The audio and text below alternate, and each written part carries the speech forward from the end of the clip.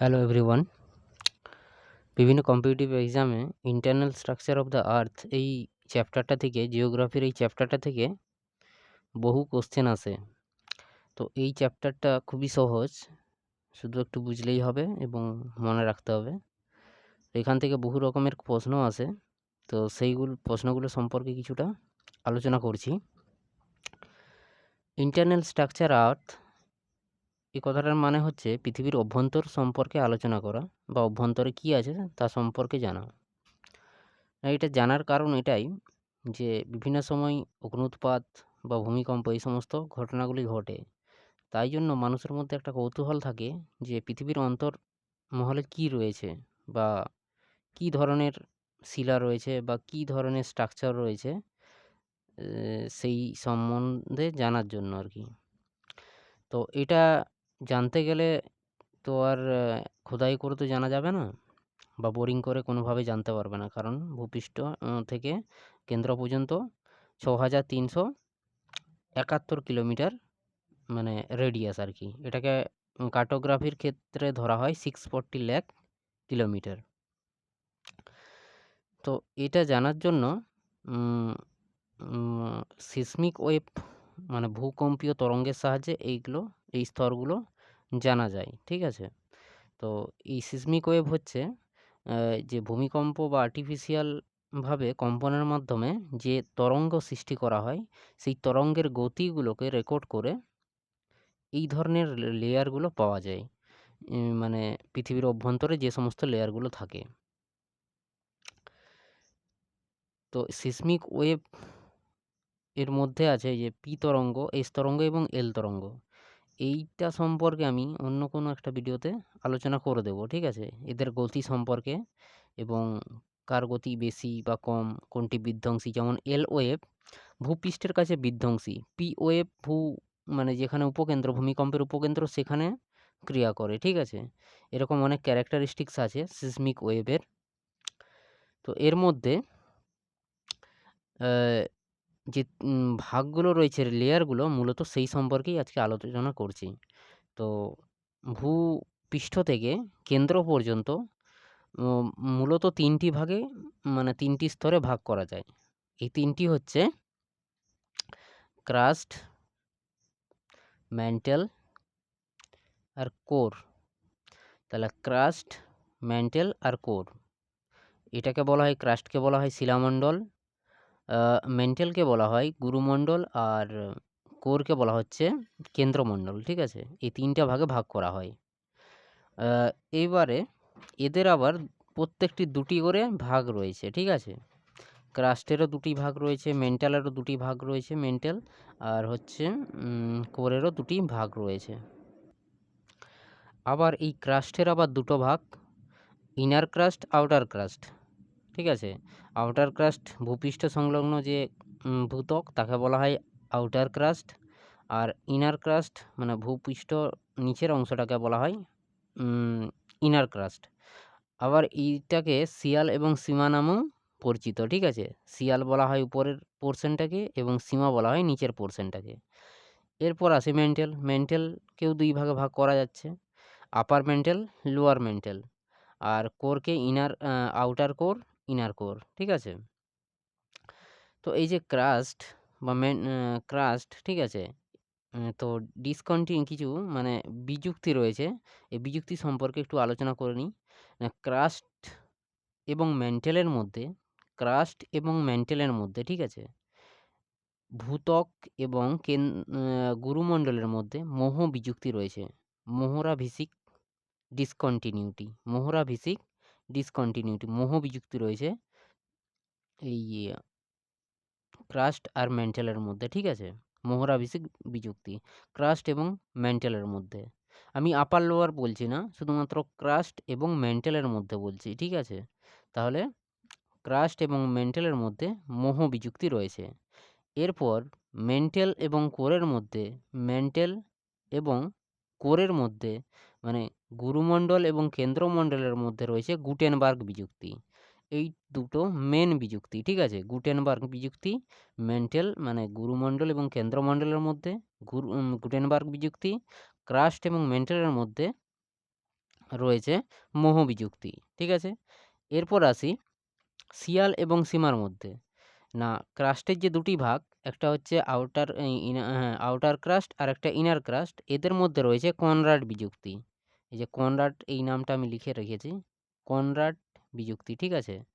কনরাড বিযুক্তি রয়েছে শিয়াল এবং সীমার মাঝখানে, ঠিক আছে। শিয়াল স্তর এবং সীমা স্তরের মাঝখানে কনরাড বিযুক্তি। আর এই যে আপার মেন্টাল এবং লোয়ার মেন্টাল, এর মাঝে রয়েছে র্যাপিটি বিযুক্তি। আপার মেন্টাল এবং লোয়ার মেন্টাল, মানে উপরের যে গুরুমণ্ডল এবং নিচের যে গুরুমণ্ডল, তাদের মাঝখানে যে স্তরটি রয়েছে বা যে বিযুক্তিটি রয়েছে, সেটা হচ্ছে র্যাপিটি বিযুক্তি। আর আউটার কোর এবং ইনার কোরের মধ্যে রয়েছে লেমেন বিযুক্তি, ঠিক আছে। সুতরাং বিযুক্তিগুলো সম্পর্কে খুব স্পষ্ট ধারণা থাকতে হবে। এগুলো সম্পর্কে বিভিন্নভাবে কোশ্চেন আসে, ঠিক আছে। এগুলো ধরো যেমন এরকম দিয়ে দিল যে লোয়ার মেন্টাল এবং আউটার কোরের মধ্যে কোন ডিসকন্টিনিউটি রয়েছে, সেক্ষেত্রে হয়ে যাবে গুটেনবার্গ বিযুক্তি, ঠিক আছে। কারণ এটা হচ্ছে মেন্টাল এবং কোরের বিযুক্তিটাই কি গুটেনবার্গ বিযুক্তি। কিন্তু এরকম ঘুরিয়েও দিতে পারে যে লোয়ার মেন্টাল এবং আউটার কোরের মধ্যে কি বিযুক্তি রয়েছে, গুটেনবার্গ বিযুক্তি, ঠিক আছে। এইগুলো ভালো করে স্টাডি করে রাখতে হবে। আচ্ছা, এরপর চলে আসি এদের ডেপথ সম্পর্কে। ডেপথ মানে গভীরতা সম্পর্কে বা থিকনেস সম্পর্কে। আচ্ছা, একটা বলে দিই যে সবথেকে থিনেস্ট লেয়ার, ইন্টারনাল স্ট্রাকচারের মধ্যে সবথেকে থিনেস্ট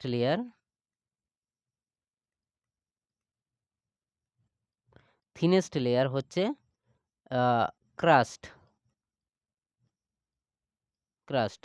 আর থিকেস্ট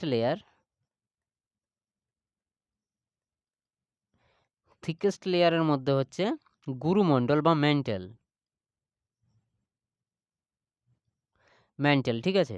গুরুমণ্ডল বা ম্যান্টেল হচ্ছে থিকেস্ট লেয়ার, সবথেকে মানে পুরুত্ব, আর পুরুত্ব সবথেকে কম হচ্ছে ক্রাস্ট, ঠিক আছে। এরপর হচ্ছে যে ইনার কোর যে পোর্শনটাকে বলা হচ্ছে, সেটি কিন্তু সলিড অবস্থাতে রয়েছে। ইনার কোর সলিড অবস্থাতে রয়েছে, কিন্তু আউটার কোর এটা হচ্ছে লিকুইড স্টেটে রয়েছে, ঠিক আছে। আচ্ছা, এরপর আসি ডেপথের মধ্যে আসছি ক্রাস্ট বা শিলামণ্ডল, ঠিক আছে। যেটাকে বলা হয় আবার লিথোস্ফিয়ার, ঠিক আছে।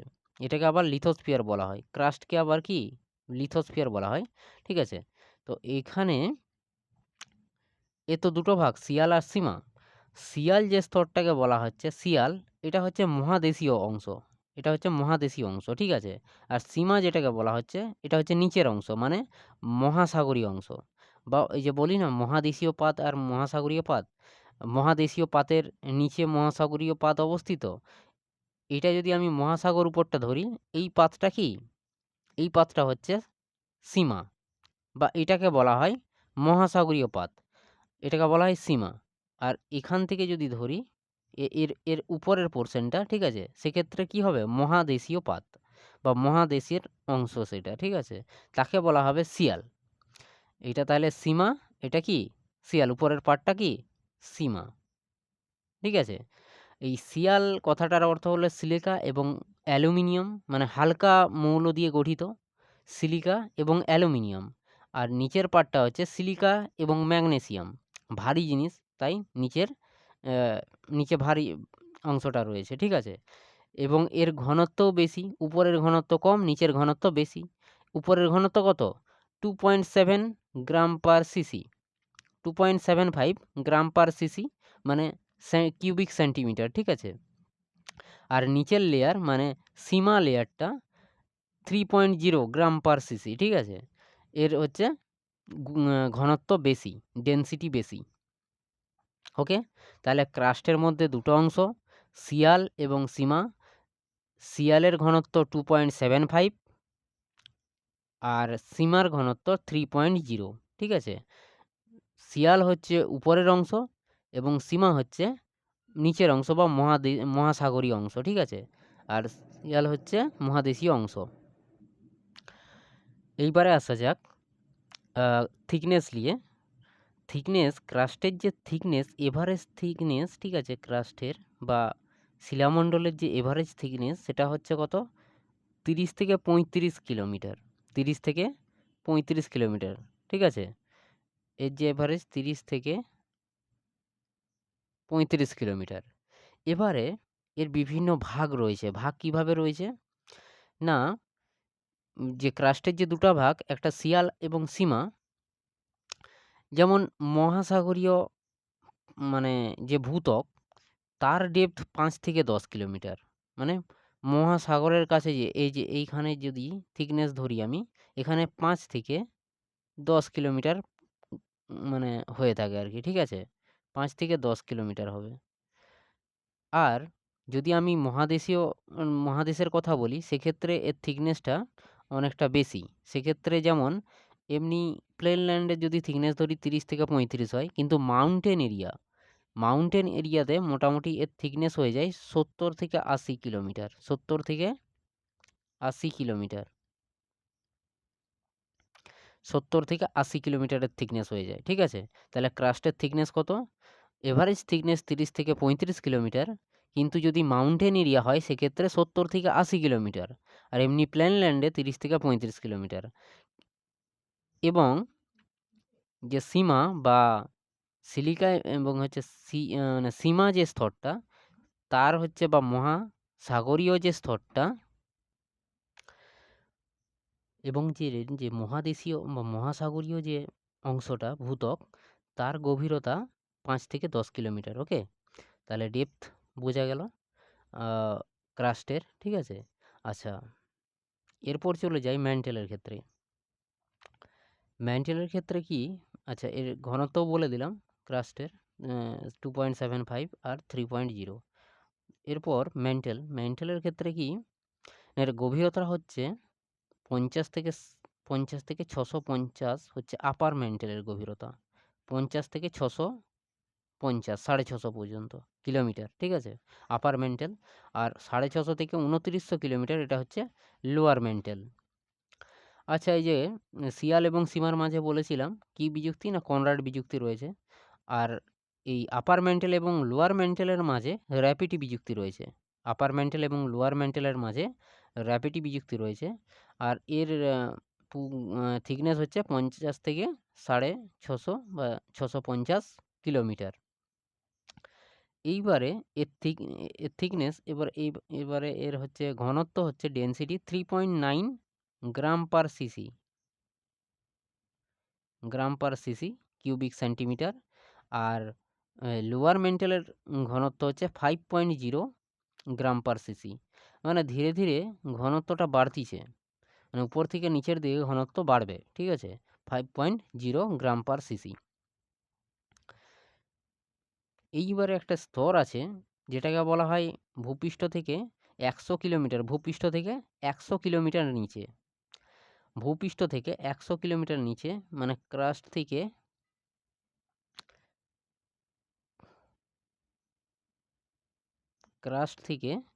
১০০ কিলোমিটার নিচে, ১০০ কিলোমিটার পর্যন্ত বিস্তৃত এই স্তরটাকে বলা হয় লিথোস্ফিয়ার। আর এই ১০০ কিলোমিটারের নিচে অবস্থিত অ্যাস্থনোস্ফিয়ার। এই স্তরটা এমনই একটা স্তর যে উপরের চাপ এবং নিচের তাপের কারণে এটি হচ্ছে প্লাস্টিক অবস্থায় বা সান্দ্র অবস্থায় থাকে, তরল অবস্থাতে আছে। এই জন্য এই স্তরটাকে বলা হয় অ্যাস্থনোস্ফিয়ার, মানে গুরুমণ্ডলের উপরে, মানে আপার ম্যান্টেলের কিছুটা নিচে আর কি, ঠিক আছে? এরকম জায়গাতে আর কি, ভূপৃষ্ঠ থেকে ১০০ কিলোমিটারের পর থেকে, ঠিক আছে? এটাকে ধরা হয় ১০০ কিলোমিটার, প্রায় গড় ১০০ কিলোমিটারের নিচে। এবং এর ফলেই কি হয় না, আমরা যেটাকে পাত বলি, ১০০ কিলোমিটার বলি না, প্লেট বলা হয়। সেই প্লেট মুভমেন্টে সাহায্য করে।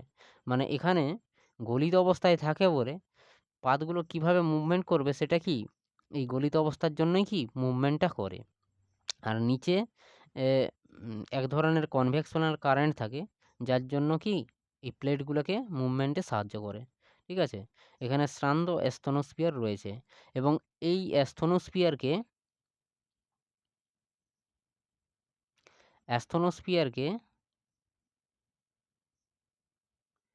এটা পুরোটা লিখছি না। স্তনোস্ফিয়ার কি বলা হয়? লো ভেলোসিটি জোন। লো ভেলোসিটি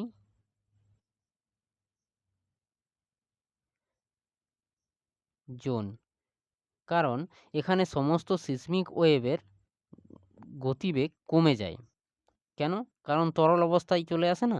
সেই জন্য তরল অবস্থাতে সমস্ত সিসমিক ওয়েভের গতি কমে যায়, ঠিক আছে? মানে সলিড অবস্থাতে যে পরিমাণ গতি থাকে, লিকুইড অবস্থাতে সেই গতি কমে যায়। সেই জন্য এটাকে বলা হয় লো ভেলোসিটি জোন। ক্লিয়ার? তো এরপর চলে আসছি লোয়ার মেন্টাল, ঠিক আছে? এরপর চলে আসছি কোরের মধ্যে, ঠিক আছে? কোর, কোর হচ্ছে কেন্দ্রমণ্ডল, ঠিক আছে? আচ্ছা, এইটা দুটো ভাগে বিভক্ত, আউটার কোর আর ইনার কোর। তাহলে আউটার কোর আর ইনার কোর, ঠিক আছে? আচ্ছা, আউটার কোর কত দূর পর্যন্ত বিস্তৃত? এই যে আছে ২৯০০ কিলোমিটার থেকে ৫১০০ কিলোমিটার, ২৯০০ থেকে ৫১০০ কিলোমিটার এই থিকনেস, ঠিক আছে? আর এর ডেনসিটি কত? 11.0 গ্রাম পার সিসি। 11.0 গ্রাম পার সিসি, এটা হচ্ছে এর থিকনেস, এর ডেনসিটি। ওকে, এটা হচ্ছে এর ডেনসিটি। তো এর মাঝে অবস্থিত কি লেমেন বিযুক্তি। তারপরে আছে ইনার কোর। ইনার কোর ৫১০০ থেকে ৬৩৭১ কিলোমিটার, ঠিক আছে? এই থিকনেসটায় বিস্তৃত। তো এর ডেনসিটি কত? ১২.৯ গ্রাম পার সিসি, 12.9 গ্রাম পার সিসি, ঠিক আছে? এইবারে চলে আসি এদের টেম্পারেচার। তো বিভিন্ন স্তরে বিভিন্ন টেম্পারেচার, মানে উপরের থেকে নিচের দিকে যেই ঘনত্ব বাড়তিছে এবং চাপ বাড়তিছে, তত তার কি টেম্পারেচারও বাড়ে। উপর থেকে নিচের দিকে টেম্পারেচার বাড়তে থাকে, ঠিক আছে? তো ক্রাস্টের নিচে আর কি, ঠিক আছে? এরকম জায়গাতে যদি ক্রাস্ট উপরটা হয়, তার নিচে কত? ১০০০ ডিগ্রি সেলসিয়াস, ১০০০ ডিগ্রি সেলসিয়াস থাকে টেম্পারেচার। মেন্টালের নিচে প্রায় এটা হয়ে যায়, মেন্টালের নিচে এটা প্রায় হয়ে যায়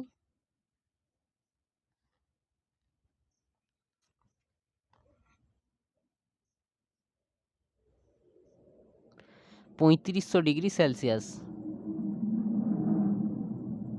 ৩৫০০ ডিগ্রি সেলসিয়াস। ১০০০ ডিগ্রি সেলসিয়াস হয়ে ক্রাস্টের নিচে, মেন্টালের নিচে কত হয়ে যায়? ৩৫০০ ডিগ্রি সেলসিয়াস। এবং কোরের নিচে হয়ে যায় সেটা ৫০০০ থেকে ৬০০০ ডিগ্রি সেলসিয়াস, ৫০০০ থেকে ৬০০০ ডিগ্রি সেলসিয়াস, ঠিক আছে? ৫০০০ থেকে ৬০০০ ডিগ্রি সেলসিয়াস হয়ে যায়। তাহলে কি হলো? ক্রাস্ট, মেন্টাল আর কোর, তাদের টেম্পারেচার সম্বন্ধে একটু বললাম। আরেকটা স্তর আছে যেটা বলছে স্থনোস্ফিয়ার। এর হচ্ছে যে টেম্পারেচার থাকে সেটা থাকে উপরের দিকে ৩০০ ডিগ্রি সেলসিয়াস, এবং এর এভারেজ টেম্পারেচার হয় ১৩০০ ডিগ্রি সেলসিয়াস, এবং নিচে যদি বলতে পারি সেক্ষেত্রে হয় ২৫০০ degree Celsius, ২৫০০ degree Celsius. Average temperature অ্যাস্টনোস্ফিয়ারে ১৩০০ ডিগ্রি সেলসিয়াস, ঠিক আছে?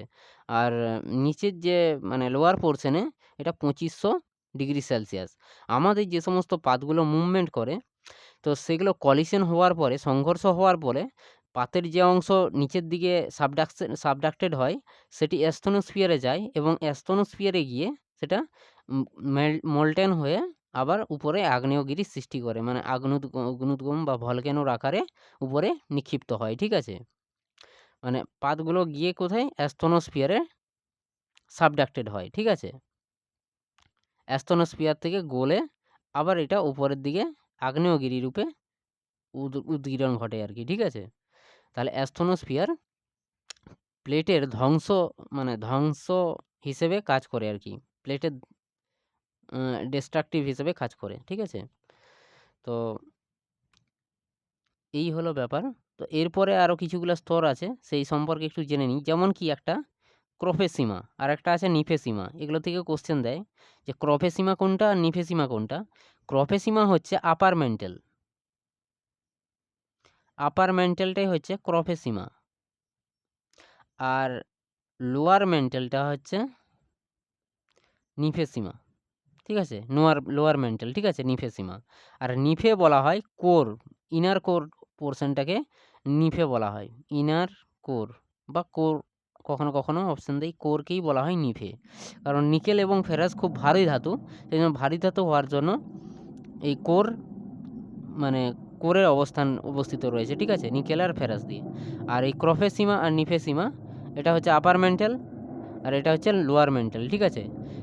কখনো কখনো দিয়ে দেয় হচ্ছে যে র্যাপিডি বিযুক্তি অবস্থিত ক্রফেসিমা এবং নিফেসিমার মধ্যে, এরকম অপশান থাকে ক্রফেসিমা এবং নিফেসিমার মধ্যে, এই অপশানটা তখন কারেক্ট হয়ে যায়, ঠিক আছে।